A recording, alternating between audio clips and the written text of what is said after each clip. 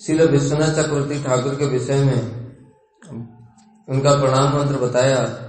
विश्वस्य नाथ रूपो असौ भक्ति वर्तम प्रदर्शनात् भक्त चक्ते वर्ते तत्वात् चक्रवर्ती आख्या भवत्।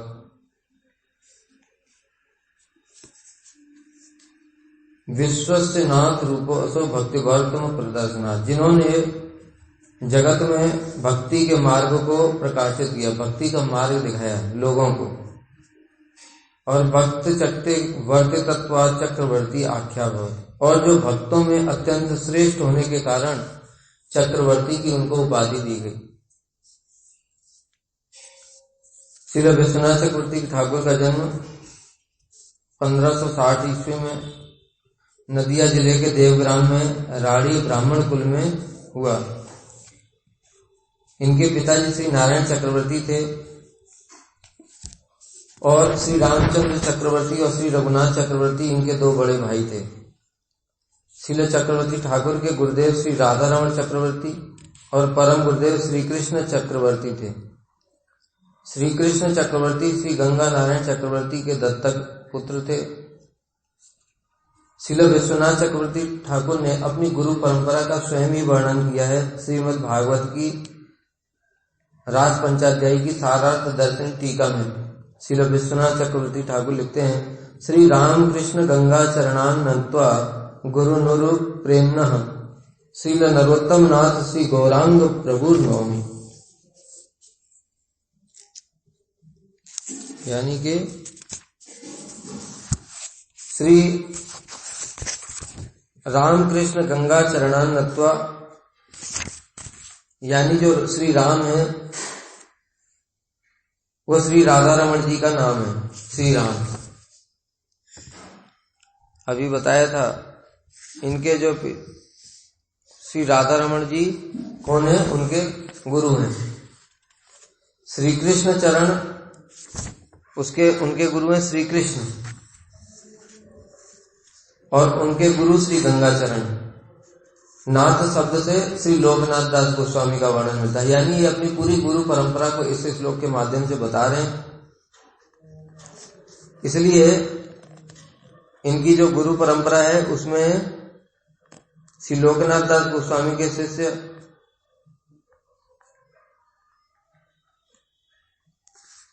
श्री गंगाचरण जी, उनके शिष्य श्री कृष्ण चरण और उनके शिष्य श्री राधा रमण जी, उनके शिष्य श्री विश्वनाथ चक्रवर्ती ठाकुर। तो गौड़ीय संप्रदाय में जब श्री नरोत्तम दास ठाकुर, श्री श्यामानंद प्रभु और श्रीनिवास आचार्य प्रभु ये तीनों अप्रकट हो गए, उसके बाद फिर से अंधकार युग छा गया। अंधकार युग कहने से तात्पर्य क्या होता है कि जिस प्रकार से भक्ति धारा को इन्होंने प्रवाहित किया, जिस प्रकार से प्रचार प्रसार किया, वो धीरे धीरे कालक्रम से कैसा होता है, वो मंद पड़ जाता है। जब जब महाभागवत लोग इस जगत में आते हैं तो भक्ति धारा को अत्यंत तीव्र गति से प्रवाहित कर देते। जैसे श्रील ठाकुर भक्ति विनोद, श्रील प्रभुपाद और उनके पार्षद जब इस जगत में आए तो कितना अधिक प्रचार हुआ, सारे विश्व में प्रचार हो गया। लेकिन वो सब के सब अप्रकट होने के पश्चात फिर से अभी देखते हैं कि धीरे धीरे फिर से वो भक्ति धारा मंद पड़ती जा रही है, और उसमें बहुत सारी कुछ सिद्धांत धीरे धीरे मिलते जा रहे हैं। जिस प्रकार से कर्मकांडी लोग कर्मकांडी ब्राह्मण कार्य करते हैं, उसी प्रकार से धीरे धीरे वैष्णव जगत में भी वो कर्मकांड प्रवेश कर रहा है। वो होता ही है, स्वाभाविक है। क्यों? क्योंकि कली का प्रभाव है। बद्ध जीव कुछ ना कुछ उसमें मिलावट कर ही देगा शुद्ध भक्ति धारा में। लेकिन जब मुक्त महापुरुष आते हैं तो क्या करते हैं, वो भक्ति धारा को फिर से वो सारी मिलावटों को दूर कर देते हैं और भक्ति धारा को एज इट इज प्रवाहित करते हैं। उसी को कहते हैं, जब ये भक्ति धारा में मिलावट होने लगती है, अब सिद्धांत, अब संप्रदाय प्रकट हो जाते हैं, इसी को कहते हैं अंधकार युग आ गया। इसका मतलब ये नहीं, अंधकार युग आ गया का तात्पर्य यह नहीं है कि भक्ति बंदी हो गई। भक्ति धारा कभी भी बंद नहीं हो सकती। लेकिन क्या है, जिस प्रकार से प्रचार प्रसार होता है वो प्रचार प्रसार धीरे धीरे मंद पड़ जाता है, उसी को कहते हैं अंधकार युग। बाल्यकाल में देवग्राम में व्याकरण की पढ़ाई पूरी करने के पश्चात अपने अपने गुरु गृह श्री मुर्शिदाबाद के सैयदाबाद नामक ग्राम में भक्ति शास्त्रों का अध्ययन किया और गौड़ी वैष्णव अभिधान के अनुसार श्रील विश्वनाथ चक्रवर्ती ठाकुर ने विवाह भी किया था, किंतु विवाह करने पर भी उनकी संसार में बिल्कुल भी आसक्ति नहीं थी। उन्होंने अपनी पत्नी को भी श्रीमद् भागवत का आस्वादन करा दिया, रसामृत पान करा दिया और उसको भी भक्त बना दिया और उसको भक्त बना करके भक्ति का उपदेश दे करके स्वयं भगवान के भजन करने के लिए घर छोड़ करके चले गए और घर द्वार छोड़ करके कहाँ गए? ब्रज में। ब्रज में रहकर ही उन्होंने भजन किया। अपने श्री गुरु जी के अनुगत्य में व अपने गुरुदेव की असीम कृपा से उन्होंने ब्रज धाम के विभिन्न स्थानों पर रहकर बहुत से ग्रंथों की रचना की। वे सभी ग्रंथ गौड़ी वैष्णवों की परम संपदा के रूप में गिने जाते हैं। इनके जो ग्रंथ हैं यही इनका सबसे बड़ा वैशिष्ट है। इसलिए हमारे गुरुदेव इनको श्रील रूप गोस्वामी का अवतार भी कहते हैं। क्यों? क्योंकि जो विचारधारा श्री रूप गोस्वामी ने बताई उसी को और सरल करके श्रील विश्वनाथ चक्रवर्ती ठाकुर ने इस जगत में ग्रंथों के माध्यम से प्रकाशित किया। हमको जब भी कोई ग्रंथ पढ़ते हैं और कोई चीज समझ में नहीं आती तो हम श्रील विश्वनाथ चक्रवर्ती ठाकुर की टीकाओं का ही सहारा लेते हैं। उन्होंने हर चीज को इतना स्पष्ट करके और इतना सिंप्लीफाइड करके लिखा है कि वो सभी के समझ में आ जाती है आसानी से। इनकी रचनाएं बहुत ही सरल है। देखो, गुरु अष्टक भी है और जो हम तुलसी आरती गाते हैं ये सब श्रील विश्वनाथ चक्रवर्ती ठाकुर ने रचना करी। बहुत सारे अष्टकम की रचना करी है श्रील विश्वनाथ चक्रवर्ती ठाकुर ने और उनके अष्टकम बहुत ही सिंपल है। गांगे चांपे वृंदा देवी अष्टक। तो उन्होंने क्या किया, श्रील रूप गोस्वामी पाद जी के जितने भी ग्रंथ हैं, श्रीमद् भागवत की टीका, सारार्थ दर्शनी टीका लिखी है। जो श्रीमद् भागवत के गूढ़ रहस्य हैं वो भागवत अपने आप पढ़ने से कभी समझ में नहीं आ सकते। कैसे समझ में आते हैं? श्रील विश्वनाथ चक्रवर्ती ठाकुर की टीकाओं को पढ़ करके समझ में आते हैं। कितना सुंदर सुंदर उन्होंने वर्णन किया है। जहां जहां पर भी विरोधी बातें हैं उन सब का सामंजस्य किया है। जैसे उदाहरण देता हूं, एक बार हमसे किसी ने प्रश्न किया कि रासलीला में, रासलीला का जब वर्णन होता है उस समय वर्णन मिलता है कि कृष्ण ने अकेले 100 करोड़ गोपियों के साथ नृत्य किया। फिर थोड़ी देर के पश्चात वर्णन मिलता है कि 2-2 गोपियों के बीच में एक कृष्ण है। 2 गोपियों के बीच में एक कृष्ण है, मतलब क्या? जितने गोपियां उतने कृष्ण है। तो 100 करोड़ रूप धारण कर लिए। और एक जगह लिखते हैं कि अकेले कृष्ण अकेले ही है। तो इसका सामंजस्य कैसे होगा? कृष्ण अकेले हैं कि 100 करोड़ है, ये कैसे पता चलेगा? इस प्रकार के ऐसे जो कठिन कठिन प्रश्न हैं जिनको हम कभी भी अपनी बुद्धि से समझ नहीं सकते और समझने की कोशिश करेंगे तो भ्रमित ही होते जाएंगे। उसके लिए हम सभी को विश्वनाथ चक्रवर्ती ठाकुर का ही आश्रय लेना पड़ेगा। गीता में भी ऐसे प्रत्येक जो श्लोक है भगवान ने तो बोल दिया, कर्मणो हि बोधव्यम बोधव्यम च अकर्मणा, कर्म अकर्म और विकर्म तीनों को जानो। अरे जाने कैसे? ये क्या होता है? इसको कौन बताएगा? श्रील विश्वनाथ चक्रवर्ती ठाकुर ने बताया। अकर्म किसे कहते हैं? अकर्म 3 प्रकार का बताया। जो पहला बताता हूँ रास लीला वाला, जो उसका उत्तर बताया श्रील विश्वनाथ चक्रवर्ती ठाकुर ने सामंजस्य करते हुए कहते हैं कि कृष्ण ने जब गोपियों के साथ रास के समय नृत्य किया तो क्योंकि कृष्ण योगेश्वरेश्वर योगियों के जो ईश्वर है, बड़े बड़े जो योगी होते हैं, उनके ईश्वर कौन है? शिव, ब्रह्मा इत्यादि, ये सब योगियों के ईश्वर है। योगियों को जितनी सिद्धियां मिलती कहां से मिलती हैं? देवताओं से मिलती हैं। वो देवताओं के भी ईश्वर, सारे अवतारों के भी अवतारी पुरुष कृष्ण इस समय रास कर रहे हैं, नृत्य कर रहे हैं। उनकी शक्ति का कोई भी चिंतन कर सकता है क्या? हमारी चिंता से परे है। इसलिए कह रहे हैं कि उन्होंने नृत्य किया तो अलात चक्रवर्त, यानी अकेले कृष्ण हैं, 100 करोड़ गोपियां हैं, लेकिन उनका ऐश्वर्य ऐसा है कि वो अकेले कृष्ण ही इतनी तेजी से 100 करोड़ गोपियों के साथ नृत्य कर रहे हैं।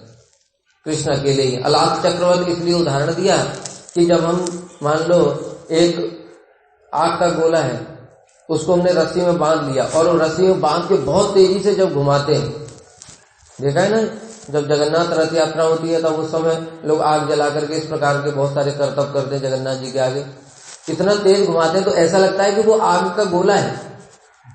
आग का गोला लगता है कि नहीं? लेकिन वो आग का गोला तो नहीं है, वो क्या है? एक ही गोला है। और उसको इतनी तेजी से घुमाया जा रहा है। जब एक साधारण व्यक्ति इस प्रकार के काम कर सकता है कि वो एक गोले को ही रस्सी से बांधकर इतनी तेजी से घुमाए कि वो हमको पूरा गोला प्रतीत होता है, सर्कल, तो वो स्वयं भगवान, उनके लिए कौन सी बड़ी बात है। इसलिए एक ही कृष्ण है और 100 करोड़ गोपियों के साथ नृत्य कर रहे हैं।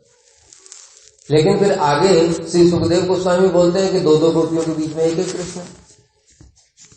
सुखदेव गोस्वामी तो झूठ नहीं बोल सकते, इसका क्या सामंजस्य है? तब श्रील विश्वनाथ चक्रवर्ती ठाकुर वहां पर बताते हैं कि जब रास प्रारंभ हुआ, वो रास प्रारंभ होने के समय में कृष्ण एक ही है, लेकिन कुछ समय के पश्चात नृत्य करते करते गोपियों की इच्छा हुई कि कृष्ण मेरे साथ नृत्य करें।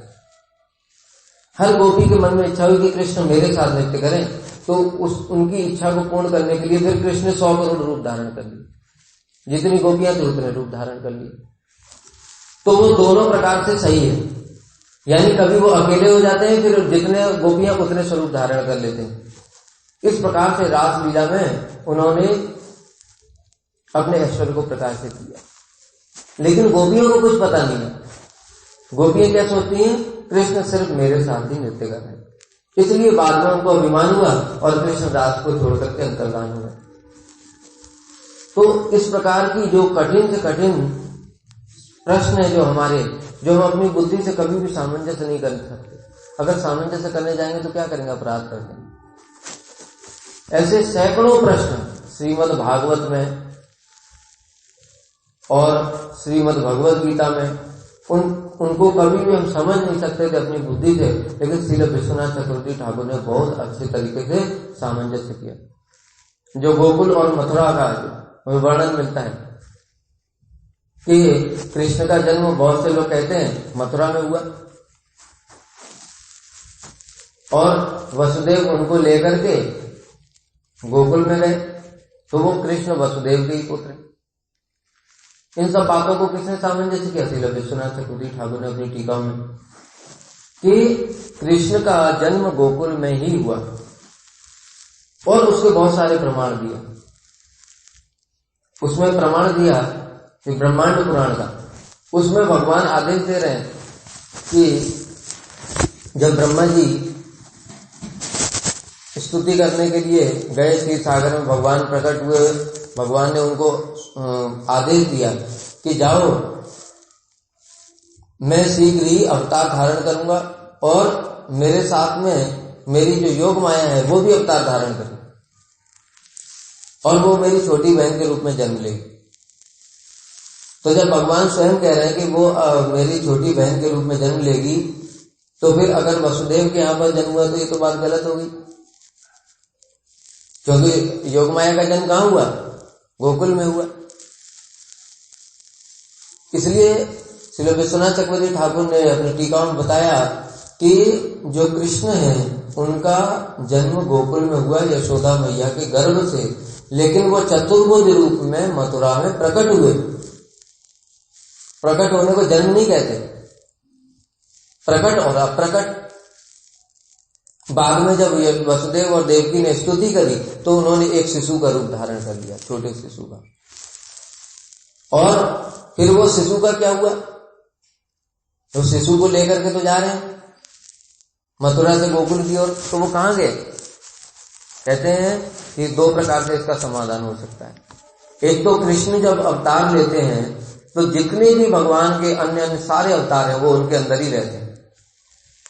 नरसिंह, वामन, राम, जितने भी अवतार सुने हैं या जितने नहीं भी सुने, वो सब के सब अवतार भगवान के अंदर ही रहते हैं। इसलिए वो जो वासुदेव थे, चतुर्भुज वासुदेव, जो मथुरा में जेल में प्रकट हुए, वो भगवान कृष्ण के अंदर ही लीन हो गए। दूसरा सामंजस्य मिलता है कि वो वहीं पर रह गए, लेकिन वसुदेव उनको देख नहीं पाए। इसलिए जब कृष्ण ये ब्रज छोड़ करके जब मथुरा में जा रहे थे, तब अक्रूर ने क्या देखा? पानी के अंदर यमुना जी में स्नान किया। जब यमुना जी में स्नान किया तो उन्होंने देखा तो वहां तो पूरा चतुर्भुज वासुदेव भगवान और उनका पूरा ऐश्वर्य देखा, संकर्षण और उनका सारा ऐश्वर्य, लीला भू इत्यादि शक्ति जो है उनकी, वो सब उनकी सेवा कर रही है, सब कुछ देखा उन्होंने। फिर ऊपर देखा तो कृष्ण ऊपर बैठे रथ पर, फिर अंदर देखा तो अंदर भी हैं। तो वहां पर सामंजस्य करते हैं कि कृष्ण जो कहते हैं शास्त्रों में, वृंदावन परित्यज्यम पादम एकम न गच्छति, कृष्ण ब्रज को छोड़ करके कभी नहीं जाते। तो कृष्ण वहीं से ब्रजवासियों के लिए या लौकिक लीला करने के लिए, जागतिक लीला करने के लिए वहीं से अप्रकट हो गए। और जो वासुदेव थे, जो कि पहले से वहां पर वहीं पर थे, जब मथुरा से ला रहे थे, वही वासुदेव फिर से कृष्ण के रूप में लौट करके मथुरा है। इस प्रकार से सामंजस्य करते। तो कृष्ण का जन्म जो गोकुल में हुआ, उसके फिर बहुत सारे प्रमाण हैं, वो हमने सब बहुत सारे भागवत में लिख रखे हैं। श्रील विश्वनाथ चक्रवर्ती ठाकुर ने टीकाओं में किस प्रकार से उनका सामंजस्य किया। कृष्ण जब अवतार लेते हैं तो उनके नित्य परिकर भी उनके साथ में रहते हैं। एक जगह शास्त्र में ये कहा है, दूसरी जगह कहा है कि जो नित्य परिकर होते हैं वो देवताओं ने देवताओं को आदेश दिया भगवान ने कि वो देवता भी एक एक अंश से अवतार लेंगे। तो इन दोनों में कौन सी बात ठीक है? यानी एक तरफ तो कह रहे हैं कि मैं अपने सारे परिकरों के साथ जन्म ग्रहण करूंगा, दूसरी ओर देवताओं को, ब्रह्मा जी को आदेश दे रहे हैं कि तुम इन देवताओं को आदेश दो, ये पहले से ही वहां जन्म ग्रहण कर ले। तो इसका क्या सामंजस्य है? ये सब विश्वनाथ चक्रवर्ती ठाकुर ने बताया। कहते हैं भगवान के जो परिकर हैं वो नित्य हैं। भगवान जब भी आते हैं तो उनके साथ उनके परिकर भी आते हैं, लेकिन उनके जो देवताओं को आदेश दिया वो एक अंश से उनके अंदर में प्रवेश कर जाते हैं और सेवा करते हैं। इसलिए कभी कभी जो शास्त्र में वर्णन देखा जाता है कि जो भगवान के परिकर हैं वो शरीर छोड़ करके स्वर्ग को चले गए। जैसे उदाहरण देते हैं महाभारत में क्या उदाहरण मिलता है? पांडवों का। पांडव शरीर छोड़ करके स्वर्ग को चले गए, लेकिन ये तो गलत बात हो गई। पांडव तो कहते नित्य परिकर है द्वारका के, तो जो भगवान के धाम में रहते वो स्वर्ग में क्या करेंगे जाके? स्वर्ग तो ये मृत्यु लोक में। तो फिर इसका क्या सामंजस्य? तो वहां पर श्रील विश्वनाथ चक्रवर्ती ठाकुर ने बताया कि जब भगवान आते हैं उनके साथ में उनके नित्य परिकर पांडव भी आए जगत में, लेकिन देवताओं ने एक अंश से उनके अंदर प्रवेश किया। जैसे पवन, उन्होंने भीम के अंदर एक अंश से प्रवेश किया, इंद्र ने अर्जुन के अंदर प्रवेश किया एक अंश से, और अन्य ने जो धर्मराज हैं युधिष्ठिर के अंदर। इस प्रकार से जब उनका समय पूरा हो जाता है तो भगवान के जो परिकर हैं वो तो अप्रकट रूप में भगवान के धाम को चले जाते हैं, लेकिन जो देवता हैं उनका शरीर चिन्ह में नहीं है। उनका शरीर कैसा है? वो भी जड़ है, भले ही हमसे श्रेष्ठ है, हमारी तरह उसमें रोग व्याधि इत्यादि नहीं है, बुढ़ापा इत्यादि, लेकिन है तो जड़ ही। ये 14 लोगों का ब्रह्मांड ही पूरा कैसा है? जड़ ब्रह्मांड है, सब एक दिन नष्ट हो जाएगा। देवताओं को भी शरीर छोड़ना पड़ता है, ब्रह्मा जी को भी शरीर छोड़ना पड़ेगा, जो ब्रह्मा भक्त नहीं है।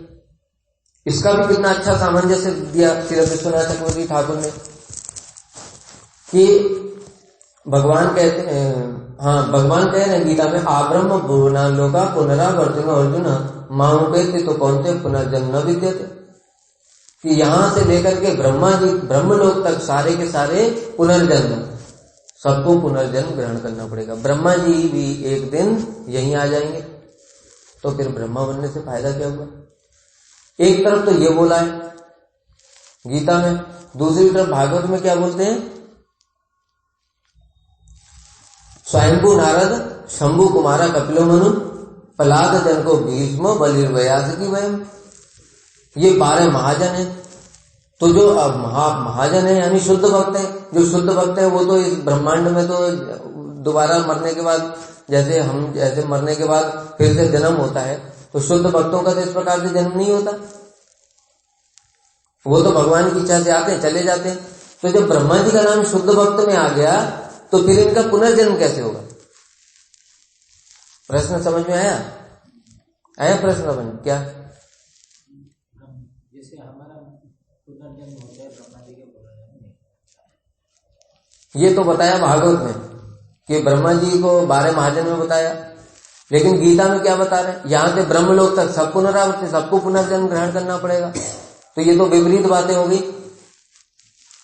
इस प्रकार के कितने हजारों जो प्रश्न हैं, उनका उत्तर हमारे कभी समझ में नहीं आता। श्रील विश्वनाथ चक्रवर्ती ठाकुर की कृपा से ही हमको ये सारे शास्त्र समझ में आते हैं। इसलिए हमारे गुरुदेव का विशेष रूप से श्रील विश्वनाथ चक्रवर्ती ठाकुर के ग्रंथों के प्रति आकर्षण था। विशेष रूप से उनका गुरुदेव ने वो ग्रंथ प्रकाशित किए, माधुर्य कादम्बिनी। इसका उत्तर बता देता हूं पहले। इसका उत्तर यह है कि श्री विश्वनाथ चक्रवर्ती ठाकुर लिखते हैं टीका में कि जो ब्रह्मा भक्त है, वो भक्त ब्रह्मा तो भगवान के धाम को चले जाते हैं अपना कार्यकाल संपूर्ण होने पर। लेकिन जो ब्रह्मा भक्त नहीं, कर्मी है। कर्मी का मतलब क्या है? देखो, ब्रह्मा पद की योग्यता क्या है?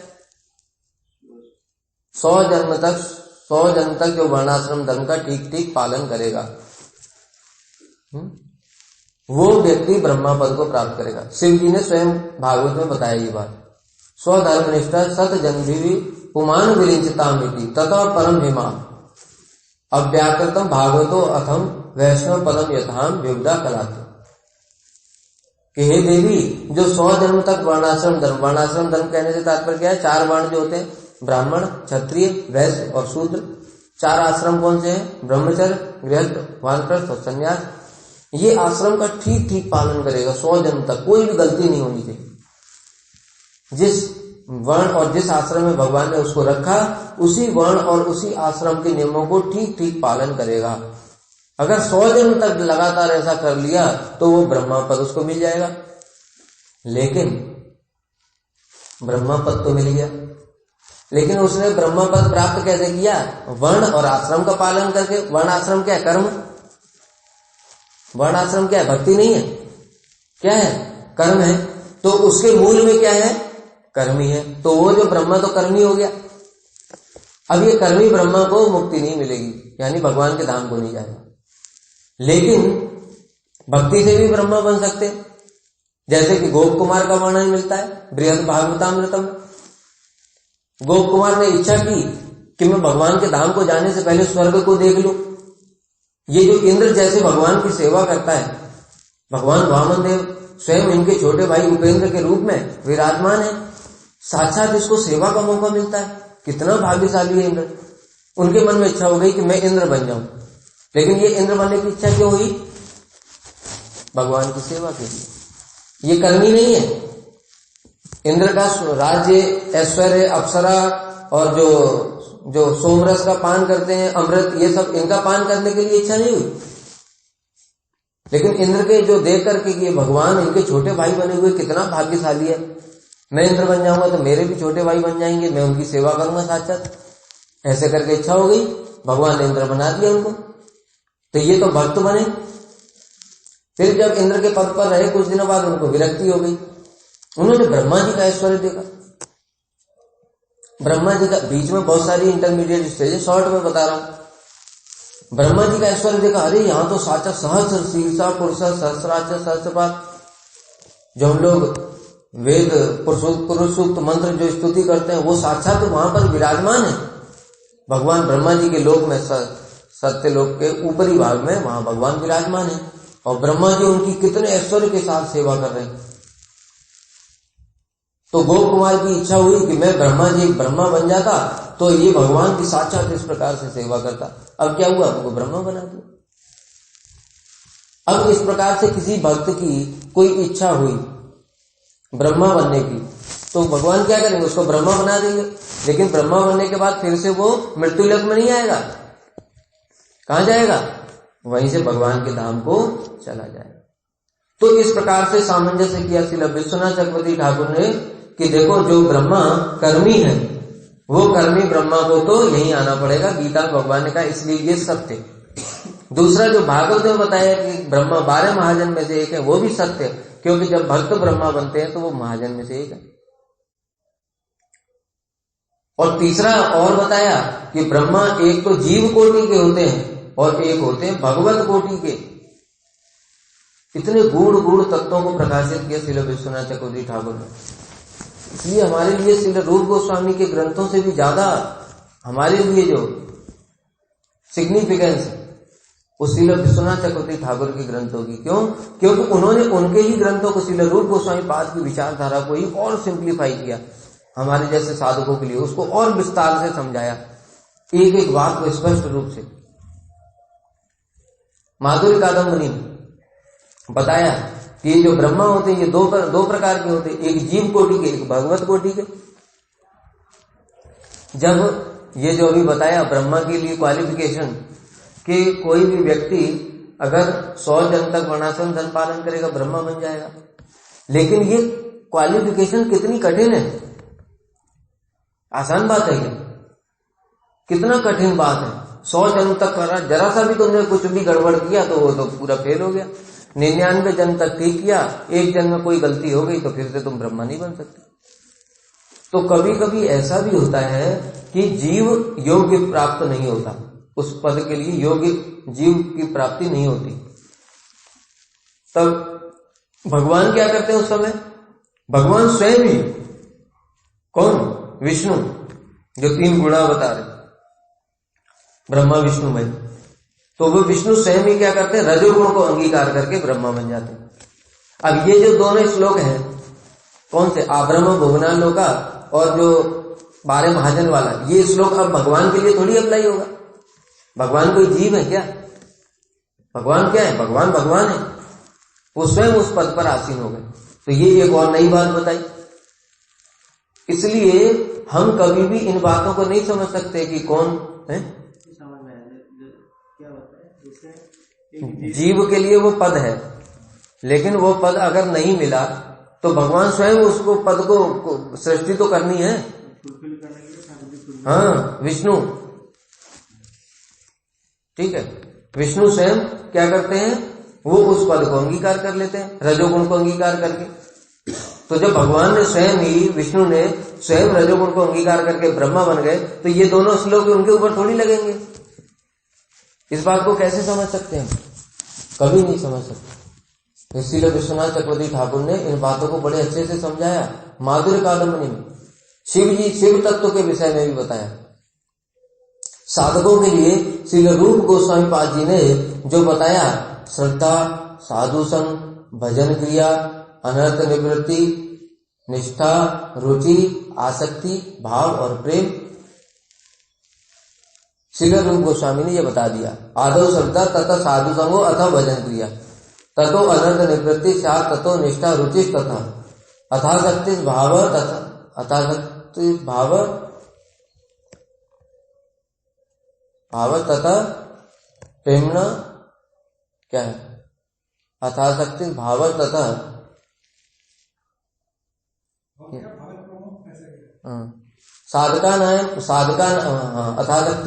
अथासक्ति भाव तथा साधका नाम अयम प्रेमणा प्रादुर्भावे भवेत् क्रम। ठीक है, आदो श्रद्धा, ततो साधु संग, तथा भजन क्रिया, उसके बाद अनर्थ निवृत्ति, फिर निष्ठा, रुचि, आसक्ति, भाव और प्रेम। साधका नाम अयम प्रेमणा प्रादुर्भावे भवेत् क्रम। साधकों के लिए प्रेम प्राप्त करने का ये क्रम है। श्रील रूप गोस्वामी पाद जी ने तो लिख दिया, लेकिन हम कौन से क्रम में हैं? हम कौन सी स्टेज में अभी हैं वो कैसे पता चलेगा? और जब तक वो पता नहीं चलेगा तो हमको अपना अधिकार कैसे पता चलेगा? मान लो कोई एक साधक है, उसको पता ही नहीं है कि मैं अनर्थ निवृत्ति में हूं, कि निष्ठा में हूं, कि रुचि में हूं, कि आसक्ति में हूं, किस में हूं। तो वो अपने लिए जो शास्त्र में सिद्धांत बताए गए हैं वो सारे सिद्धांत तो नीचे से लेकर के ऊपर तक सबके लिए हैं, लेकिन अलग अलग अधिकार के अनुसार है। किसी के लिए श्रद्धा वाले सिद्धांत है, किसी के लिए साधु संग वाले, किसी के लिए भजन क्रिया वाले, किसी के लिए अनर्थ निवृत्ति वाले, सबके लिए अलग अलग नियम बनाए गए। स्वे स्वे अधिकारी या निष्ठा से गुणा परिकीर्तिता, अपने अपने अधिकार के अनुसार ही उन सिद्धांतों को हमको ग्रहण करके पालन करना पड़ेगा। अगर अपना अधिकार ठीक से जज नहीं कर पाए, हम अपने से ऊपर वाले अधिकार को ग्रहण नियम पालन करने लगे तो हमारा हो जाएगा नियमाग्रह। और अगर हमारा उच्च अधिकार है, मान लो कोई निष्ठा में है और वो नीचे वाले या रुचि आसक्ति में है और वो नीचे वाले अधिकारों को पालन करता है, नियमों को पालन करता है, तो उसको भी नियमाग्रह हो गया, वो आगे नहीं बढ़ पाएगा। दोनों ही दोष है। एक बद्ध जीव ने अगर भाव भक्त के लक्षणों को ग्रहण करके उनके नियम पालन करने शुरू कर दिए तो वो दोष। दूसरी ओर श्रेष्ठ भक्त ने नीचे वाले कनिष्ठ अधिकारी के नियमों को ग्रहण करके, रागानुगा भक्ति वाले ने वैधि भक्ति वाले नियमों को ग्रहण करके पालन करना शुरू कर दिया, तो दोष। तो पता कैसे चलेगा? इसके लिए श्रील विश्वनाथ चक्रवर्ती ठाकुर ने माधुर्य कादम्बनी की रचना की। हम सभी साधकों के लिए सबसे इंपॉर्टेंट ग्रंथ जो है वो माधुर्य कादम्बनी, क्योंकि उस ग्रंथ में बताया एक एक स्टेज की एक एक स्टेज के लक्षण क्या है। श्रद्धा दो प्रकार की, लौकिकी श्रद्धा, पारमार्थिक श्रद्धा। हम लोग संसार में देखते हैं, अरे ये बड़ा श्रद्धालु है, सारे साधुओं की पूजा करता है। जो साधु उसके यहाँ पर आएगा, भिक्षा मांगने के लिए आया, उनको घर में ले जाता है, उनको भिक्षा देता है, उनको पैसा देता है, सेवा करता है, सब कुछ करता है। ये क्या बताया? ये श्रद्धा लौकिकी श्रद्धा। क्यों? उसको पता ही नहीं है कौन सा मायावादी साधु है, कौन सा कर्मी साधु है, कौन सा ज्ञानी साधु है, कौन सा योगी साधु है और कौन भक्त साधु है। सबको वो एक ही उसमें तौल रहा है। दोष हो गया ये। मायावादी का संग करने से क्या होता है? भक्ति का नाश हो जाता है। वो जो संस्कार है, श्री चैतन्य महाप्रभु ने मुकुंद को क्या बोला? खड़जटिया बोला, सिर्फ एक बार ही किया था। तो ये व्यक्ति जो है, जिसको अभी शास्त्रों का ज्ञान नहीं है, वो क्या करेगा? ये सबको एक तराजू में तौल रहा है और देखता है कि साधु आकर के चाय भी पीते हैं, लेकिन भक्त लोग तो चाय नहीं पीते, नशा नहीं करते भक्त लोग। उसको पता ही नहीं है क्या लौकिकी श्रद्धा। ये सब एक एक क्रम के जो अलग अलग गुण हैं, लक्षण हैं। फिर पारमार्थिक श्रद्धा क्या होती है, लौकिक श्रद्धा क्या है? और लौकिक वस्तुओं को देख करके, मान लो किसी व्यक्ति ने क्या किया, गुरु बना लिया, और वो गुरु बनाने के बाद उसके बेटे की नौकरी लग गई, उसकी बेटे की शादी हो गई, प्रमोशन हो गया, बड़ा सब अच्छा हो रहा है। उसको देखा कि अरे जब से इन्होंने वो दीक्षा ली है, गुरुजी बनाए हैं, तब से इनकी बड़ी, उसके पड़ोसी ने देखा इनकी बड़ी प्रगति हो रही है। तो वो कहने लगा चलो हमको भी गुरु बनवा दो, अपने गुरुजी से हमको भी दीक्षा ले। उन्होंने भी दीक्षा ले ली। लेकिन ये दीक्षा का कारण क्या है? क्या कारण है? भगवान की प्राप्ति, भगवान की भक्ति नहीं, लौकिक वस्तुओं को देख करके कि ये गुरु बनाने से सब अच्छा हो जाएगा, हमको सब मिल जाएगा। बहुत से लोग क्या, अधिकतर लोग संसार में ऐसे ही हैं। हम कहीं अगर जाएं प्रचार करने तो वो क्या समझते हैं, साधु आ गए, मतलब हमारे घर में हमारा बेटा बीमार है, बेटी बीमार है, ये है वो, जितनी परेशानियां हैं वो साधु अब आकर के सब सॉल्व कर देंगे। हमारा भविष्य बता दो, ज्योतिष देख दो, नौकरी कब लगेगी, ये कब होगा, वो कब होगा। साधु का मतलब ये है, ये लौकिकी श्रद्धा, यानी जो श्रद्धा लौकिक वस्तुओं पर आधारित है, ये श्रद्धा नहीं है। दूसरा बताया पारमार्थिक श्रद्धा। पारमार्थिक श्रद्धा होती जब साधु संग करते करते, अब उसने देखा उसके घर में पहले मायावादी सन्यासी आता था, साधु सब आते थे।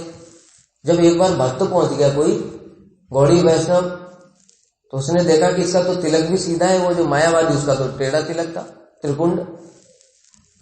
और उसने देखा कि वो तो चाय पीता है, लेकिन ये तो साधु है, चाय नहीं पीता, ये अच्छा साधु है, इसका आचरण बड़ा श्रेष्ठ है, इसको कोई लोभ नहीं है। जैसे आज मैं श्रील भक्ति विवेक भारती गोस्वामी महाराज जी के विषय में पढ़ रहा था।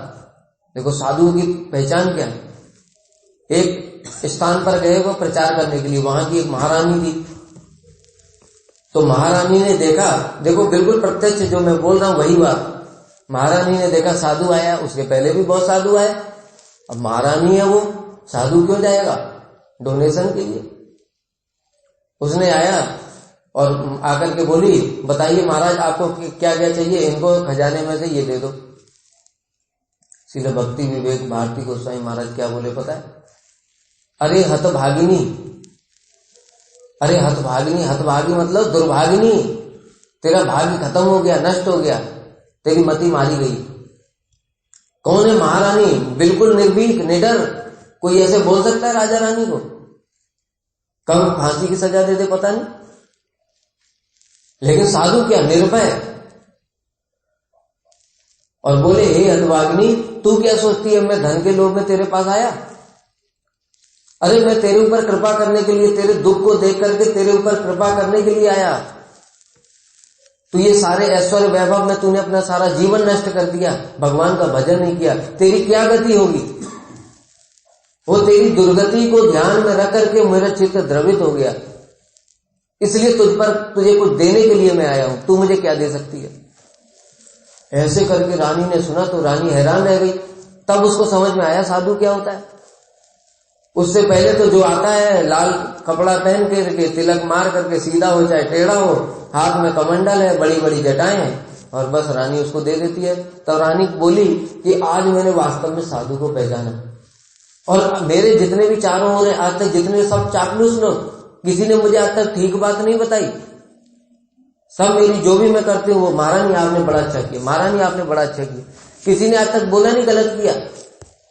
लेकिन आपने आज पहली बार मेरी आंखें खोल दी कि मैं देखो कैसे सारा जीवन नष्ट किया, और निर्भीक, आपको कोई भय भी नहीं मुझसे। सभी लोग डरते, रानी है। तो इस प्रकार से जब होता है बड़े भाग्य से, तब साधु की पहचान हो पाती है। यह है पारमार्थिक श्रद्धा। अब जो रानी की श्रद्धा हुई श्रील भक्ति विवेक भारती गोस्वामी महाराज जी के प्रति, ये क्या हुआ? पारमार्थिक श्रद्धा, यानी परमार्थ वस्तु भगवान की भक्ति को लिए, और तब वो रानी भक्त बन गई। तो ऐसे ही जो जगत के लोग हैं, उनको जब बाद में किसी प्रकार से साधु के विषय में पता चलता है, साधु तो ऐसा होता है, वो लालची नहीं होते, वो तो हमको कृपा करने के लिए आते हैं, वो थोड़ी कुछ मांगने के लिए आते हैं। साधु के पास किस बात का अभाव है बताओ? साधु के पास भी अभाव हो सकता है। साधु का मतलब क्या है? साधु का मतलब क्या है पता है? साधु किसे कहते हैं? जो सदवस्तु को हृदय में धारण करता है। भगवान ने क्या बोला? साधुओं हृदय मह्यम साधुनाम हृदय तो हम, मैं साधुओं का हृदय हूं, यानी कि साधुओं के हृदय में कृष्ण विराजमान है। तुम्हारे हृदय सदा गोविंद विश्राम। अब जिसके पास कृष्ण है उसको भी क्या कोई वस्तु की कमी रह रही है? वो किसी से कुछ मांगने जाएगा क्या?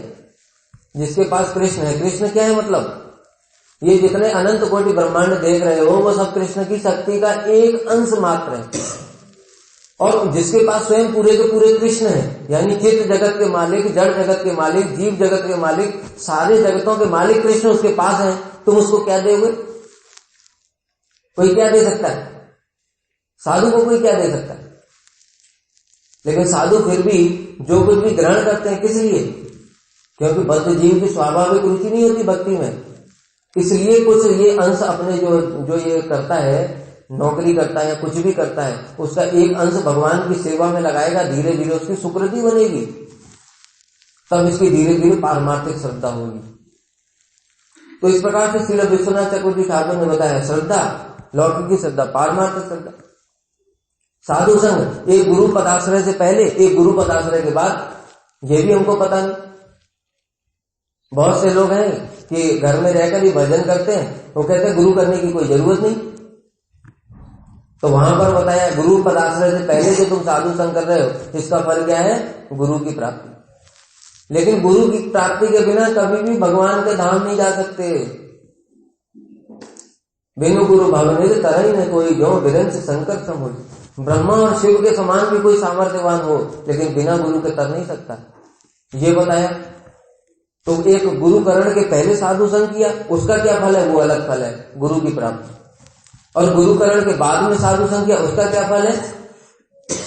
उसी का फल है भजन, भक्ति। वहां से भक्ति शुरू होती, वो उसके पहले भक्ति नहीं होती। तुम कितना भी अभिमान करते रहो, मैं बहुत भजन करता हूँ, हरि नाम करता हूँ, ये करता हूँ, वो करता हूँ, भक्ति नहीं है वो भक्ति उन्मुखी सुकृति है। कैसी कैसी चीजें बताई हर स्टेज पर। फिर अनर्थ निवृत्ति बताया। अनर्थ, जिस साधक के अंदर अनर्थ है उसका क्या लक्षण है? 5 प्रकार के, लय, विक्षेप, अप्रतिपत्ति, कसाय, रसास्वाद। अनिश्चिता भजन क्रिया के लक्षण बताया।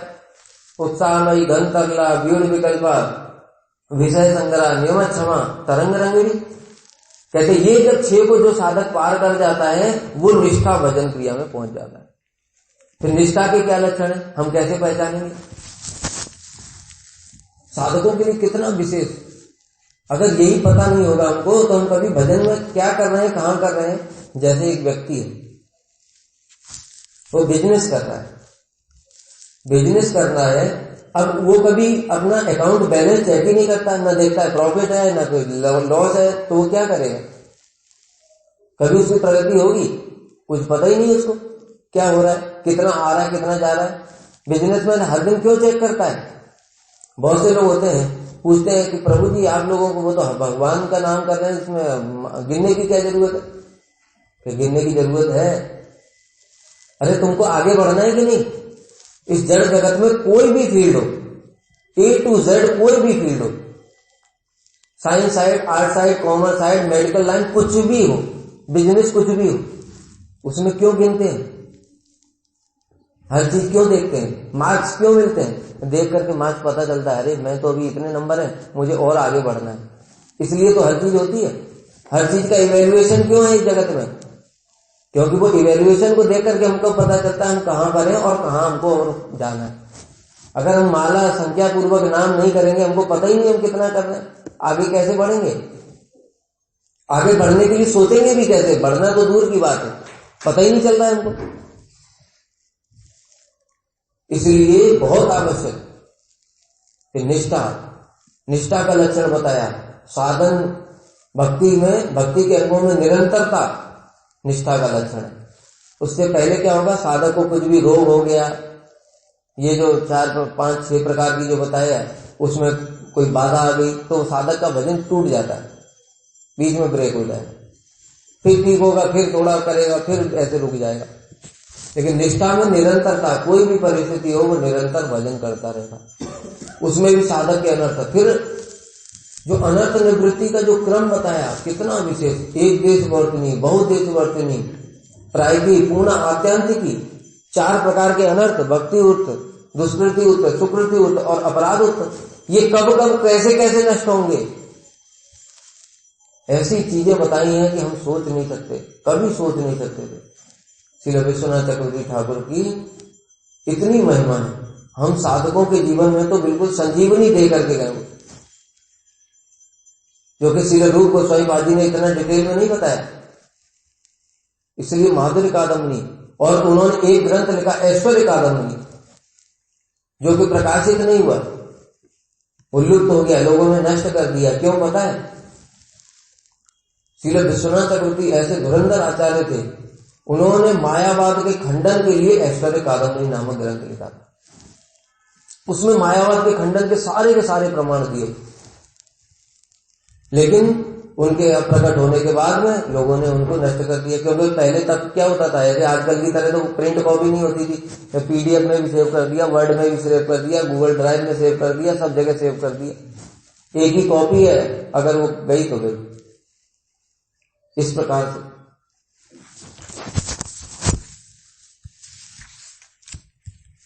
और इन्होंने सबसे जो विशेष और इनका जो योगदान है हमारे गौड़ी वैष्णव संप्रदाय में, कि जब गाल्ता गद्दी में गलता गद्दी में क्या हुआ कि जो जयपुर के महाराज थे उस समय, तो जयपुर के राजा मानसिंह, उस समय वो गौड़ी संप्रदाय में दीक्षित थे।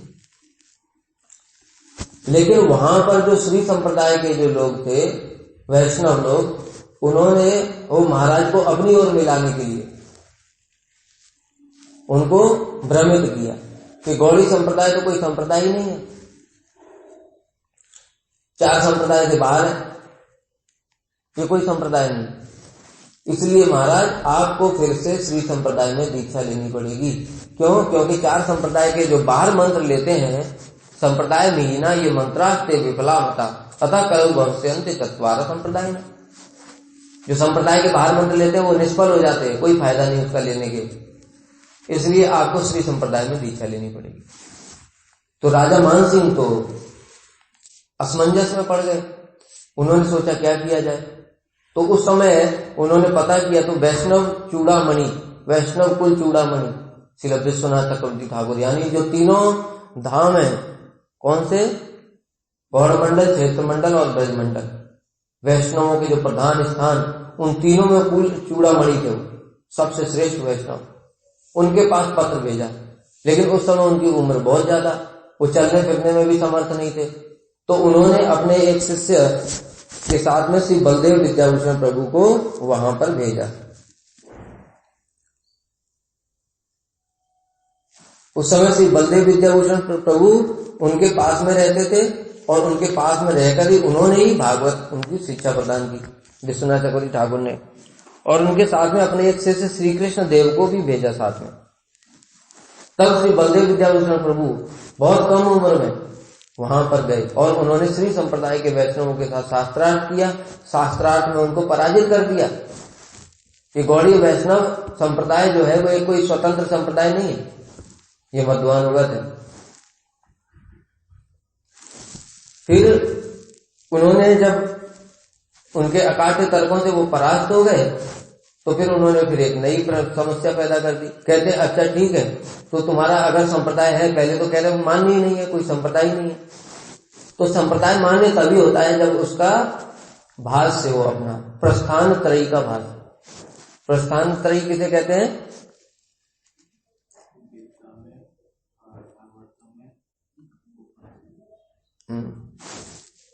प्रस्थान त्रयी कहते हैं न्याय, इतिहास और श्रुति, स्मृति और न्याय। 3 चीज का अपना भाष्य होना चाहिए। भाष्य मतलब टीका। श्रुति, श्रुति क्या है? उपनिषद, वेद उपनिषद, ये क्या है? श्रुति। तो उपनिषदों का जो हमारे प्रधान उपनिषद है उनका भाष्य होना चाहिए। स्मृति, स्मृति कहते हैं इतिहास, स्मृति कहते हैं इतिहास को। इतिहास यानी कि श्री महाभारत, महाभारत में गीता, गीता की टीका होनी चाहिए। और न्याय, न्याय यानी वेदांत सूत्र, जिसमें 550 सूत्र हैं, वेदांत सूत्र की टीका होनी चाहिए। तब श्री बलदेव विद्याभूषण प्रभु ने उनसे 7 दिन का समय मांगा और गोविंद देव से प्रार्थना की कि अगर मैं ये बात से प्रस्तुत नहीं कर पाया तो क्या होगा। 2 बातें की थी उन्होंने। एक तो राजा मानसिंह को बोला कि आपको पुनः दीक्षा लेनी पड़ेगी। दूसरा, कृष्ण का विवाह रुक्मिणी के साथ हुआ, इसलिए राधा रानी की जगह रुक्मिणी को स्थापित किया जाएगा। राधा रानी के तो साथ विवाह ही नहीं हुआ। वहां पर उन्होंने परकीय भाव की भी स्थापना की बलदेव विद्याभूषण प्रभु ने। तो उन्होंने कह दिया कि भाई अगर आप गोविंद भाग से अगर प्रस्तुत नहीं कर पाया तो आपके साथ में राधा रानी नहीं रहेंगे, रुक्मिणी देवी को रखा जाएगा। तब सुनते हैं कि गोविंद देव की प्रसादी माला उनको अर्पण की गई और गोविंद देव के मंदिर में बैठ करके गोविंद देव ने स्वयं प्रकट होकर के उनको वो भाष्य लिखाया। और इतनी प्रेम रसमयी जो व्याख्या, जो गोविंद भाष्य, इसलिए उसका नाम ही लिखा, नाम हो गया गोविंद भाष्य, क्योंकि गोविंद देव ने स्वयं प्रकट होकर के गोविंद देव की सहायता से उन्होंने वो भाष्य को लिखा, इस नाम हुआ गोविंद भाष्य। और उसकी रसमयी व्याख्या, उसको सुन करके तो सारे संप्रदाय के लोग आश्चर्यचकित रह गए। तो ये श्रील विश्वनाथ चक्रवर्ती ठाकुर का हमारे गौड़ी वैष्णव समाज के लिए बहुत बड़ा अवदान है। नहीं तो हमारे संप्रदाय को प्रामाणिक ही नहीं माना जाता। इतना सारा प्रचार प्रसार जिसमें महाप्रभु स्वयं कृष्ण आकर के प्रचार करके गए, कितने बड़े बड़े गोस्वामी, रघुनाथ दास गोस्वामी, जीव गोस्वामी, सनातन गोस्वामी, रूप गोस्वामी, ऐसे धुरंधर आचार्य हुए, उस संप्रदाय की कोई मान्यता ही नहीं रहती। श्रील विश्वनाथ चक्रवर्ती ठाकुर की कृपा से श्रील बलदेव विद्याभूषण प्रभु ने अपना ये संप्रदाय की रक्षा की, इसलिए उन्होंने संप्रदाय का संरक्षण किया। इसके लिए गौड़ी वैष्णव समाज सदा सदा उनका ऋणी। और जो उन्होंने ग्रंथों की रचना करी, ब्रज रीति चिंतामणि, श्री चमत्कार चंद्रिका, उन्होंने दोनों रसपरक और सिद्धांत परक दोनों प्रकार के जो ग्रंथ हैं उनमें पूर्ण रूप से उनका पांडित्य, कंट्रोल, उनका प्रवेश। जो चमत्कार चंद्रिका है, प्रेम संपुट, ये सब क्या है? ये रसपरक ग्रंथ है। और दूसरी तरफ माधुर्य कादम्बनी सिद्धांत परक ग्रंथ, ऐश्वर्य कादम्बनी सिद्धांत परक ग्रंथ। इसके अतिरिक्त उन्होंने बहुत कम उम्र में ही, हाँ एक और विशेष बात श्रील विश्वनाथ चक्रवर्ती ठाकुर के विषय में, वो किस प्रकार के प्रामाणिक आचार्य, स्वयं राधा रानी ने उनको प्रमाणित किया। जब श्रील विश्वनाथ चक्रवर्ती ठाकुर ने गायत्री, जो ब्रह्म गायत्री है, उस काम गायत्री के जो उसके अक्षर हैं, तो उन्होंने जब जप करना शुरू किया तो देखा कि इसमें लिखा है कि 24.5 अक्षर है काम गायत्री में, लेकिन जब वो गिनते हैं तो या तो 24 बैठते हैं या 25 बैठते हैं, 24.5 तो बैठते ही नहीं। तो वो सोचने लगे कि जिस मंत्र के मैं स्वरूप को ही नहीं समझ पा रहा, तो उस मंत्र की सिद्धि कैसे होगी? जिस मंत्र की मैं मात्राओं को भी नहीं समझ सकता, स्वरूप को नहीं समझ सकता, तो मंत्र की सिद्धि कैसे होगी? इसलिए अगर उन्होंने विचार किया कि मैं राधा कुंड में जाकर के प्राण त्याग कर दूंगा, तब श्रीमती राधा रानी ने स्वयं उनको स्वप्न आदेश दिया कि विश्वनाथ, तुम श्री कृष्णदास कविराज गोस्वामी ने लिखा है, ये काम गायत्री में 24.5 अक्षर, इनकी बात पर संदेह मत करो क्योंकि वो मेरी सखी है, उनकी बात में कोई भी दोष नहीं है, इसलिए तुम एक ग्रंथ का अध्ययन करो, वर्णागम भास्वत। उस ग्रंथ का नाम स्वयं राधा रानी ने बताया। वर्णागम भास्वत ग्रंथ का अध्ययन करो, उसमें तुमको पता चल जाएगा कि इसमें 24.5 अक्षर किस प्रकार से हैं। तब उन्होंने उस ग्रंथ का अध्ययन किया और उसमें उनको समझ में आ गया कि इसमें 24.5 अक्षर किस प्रकार से हैं काम गायत्री। तो ये जो स्वप्न आदेश दिया वो किसी हमारे जैसे साधारण व्यक्ति को देंगी राधा रानी? किसको देंगे? जो उनके अपने निज जन हैं। जैसे अभी श्रील गुरुदेव की व्यास पूजा गई, उसमें हमने एक वीडियो भेजा सारे ग्रुप में। उस वीडियो में बताया, स्वयं श्रीमती राधा रानी ने इस बात को प्रमाणित किया कि श्री भक्ति वेदांत नारायण गोस्वामी महाराज मेरी सखी है। और किसको बताया? सेवा कुंज के पुजारी को। हमारा जो मंदिर है वहां से थोड़ी दूर पर सेवा कुंज है, जहां पर कि सेवा कुंज और निधुवन, दो वृंदावन में ऐसे स्थान है जहां भगवान की लीलाएं नित्य होती, अभी भी होती हैं। रात को पुजारी श्रृंगार का सामान रख करके मंदिर बंद कर देते हैं, सुबह देखते हैं श्रृंगार का सारा सामान इधर उधर बिखरा हुआ, पान चबाया हुआ, इस प्रकार से। तो वो जो पुजारी है अभी भी है, किसी को पूछना हो तो वो जाकर के पूछ सकता है। वो पुजारी को राधा रानी ने स्वप्न आदेश दिया कि तुम मेरा प्रसादी माला और प्रसाद दे करके नारायण महाराज को दे करके आओ, वो मेरी सखी है। तो पुजारी तो तुरंत सवेरे 6 बजे प्रसाद लेकर के पहुंच गया मंगल आरती के बाद। लेकिन जो गुरुदेव के शिष्य थे उन्होंने कहा गुरुदेव 9 बजे से पहले किसी से मिलते नहीं। तो पुजारी बोलने लगा कि नहीं मिलते तो ठीक है, हम फिर जाते हैं, लेकिन देंगे उनको ही। तब बाद में शिष्यों ने गुरुदेव को बताया तो गुरुदेव ने उनको बुलाया और उन्होंने उनको साष्टांग प्रणाम किया। कहे पुजारी ने खुद बताई ये सब बातें, कहते हमारी 1 घंटे तक चर्चा हुई और हमारा हृदय उनसे मिलकर के गदगद हो गया। ऐसे महापुरुष जो राधा रानी की इच्छा से जगत में आते हैं, लीला करते हैं, चले जाते हैं। तो राधा रानी जिसके लिए स्वप्न आदेश दे रही है वो कौन होगा? वो व्यक्ति, वो कोई साधारण बद्धजीव होगा? वो स्वयं उनका नृत्य परिकर है। तो इसलिए विश्वनाथ चक्रवर्ती ठाकुर को स्वप्न आदेश देकर के राधा रानी स्वयं जिस बात को समझा रही है, इससे क्या प्रमाणित होता है, वो उनकी सखी है। एक और भी घटना मिलती है कि जब श्री विश्वनाथ चक्रवर्ती ठाकुर ने इस प्रकार से सद संप्रदाय का स्थापना की, सद विचारों की, भक्ति के सिद्धांतों की, तो जो अब संप्रदाय वाले हैं वो परेशान हो गए। उन्होंने एक दिन सोचा, प्रतिदिन वो गिरिराज जी की परिक्रमा करने जाते थे, उन लोगों ने सोचा कि हम इनको मार देंगे, इनकी हत्या कर देंगे। तो सभी लोग मिलकर के उनकी हत्या करने के लिए छुप गए। छुप करके जब वो परिक्रमा करते हुए आगे जा रहे थे, उनके पीछे से आक्रमण करने के लिए तैयार हो गए, सब सामान लेकर, अस्त्र शस्त्र लेकर। तो उन्होंने थोड़ी दूर बाद देखा, जब आगे बढ़े तो देखा तो विश्वनाथ चक्रवर्ती ठाकुर तो है ही नहीं। वहां पर एक छोटी सी किशोरी, वो हाथ में फूलों की डलिया लेकर के, टोकरी लेकर के जा रही है, जैसे फूल लेने के लिए, 8-10 साल की बच्ची। तो उन्होंने इधर उधर देखने लगे, कहाँ गए, कुछ दिखे नहीं। फिर थोड़ी देर बाद फिर आगे जाकर के देखा तो फिर विश्वनाथ चक्रवर्ती ठाकुर हरिनाम करते हुए अपना परिक्रमा कर रहे। फिर उनके पीछे गए, फिर थोड़ी देर बाद देखा तो फिर वही किशोरी दिखाई दी। इस प्रकार से तो वो समझ गए, भयभीत हो गए, ये साधारण व्यक्ति नहीं है, ये तो स्वयं राधा रानी की सखी है। और वो सारे के सारे जो दुष्ट लोग थे वो उनके शरणागत हो गए। इस प्रकार से उन्होंने उन पर कृपा की। तो श्री विश्वनाथ चक्रवर्ती ठाकुर के और जो उन्होंने कम उम्र में ही 3 चीजों की रचना करी थी। कौन सी? किरण, बिंदु, किरण, कणा, यानी भक्ति रसामृत सिंधु बिंदु। बहुत कम उम्र में, 12-13 वर्ष की उम्र में भी, कि और कम हो सकता है, मुझे वो फिक्स पता नहीं है।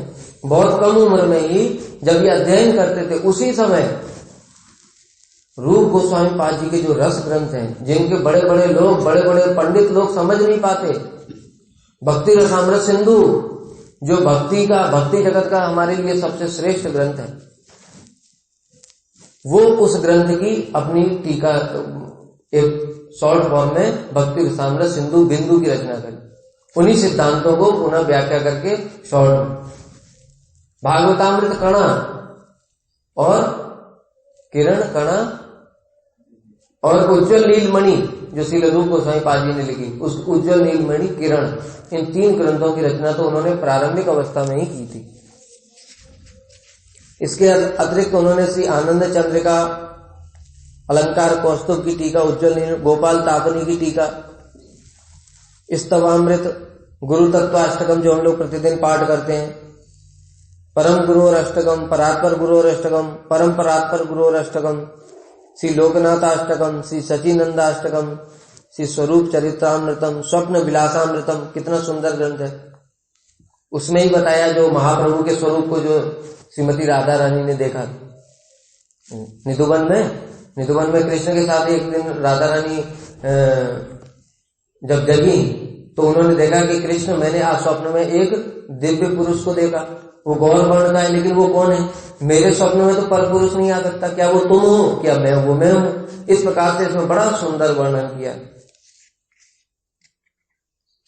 गोविंदाष्टकम, मदन गोपीनाथ, गोकुलानंद जो हमारे साथ ठाकुर जी हैं, और श्री विश्वनाथ चक्रवर्ती ठाकुर ने श्री गोकुलानंद विग्रह की सेवा को प्रकाशित किया, जो कि आज भी वहां राधा गोकुलानंद मंदिर में सेवित हो रहे हैं।